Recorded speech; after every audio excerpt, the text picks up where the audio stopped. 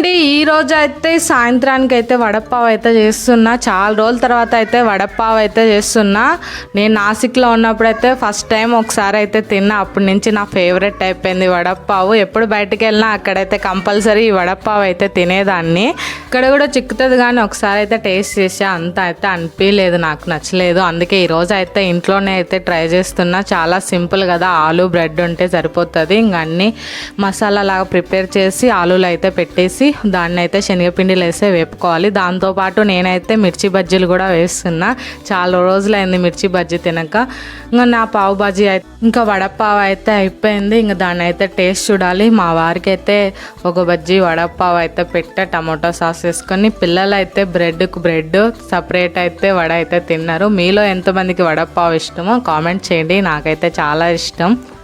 Video నచ్చితే like చేయండి, అలాగే సబ్స్క్రైబ్ చేయండి.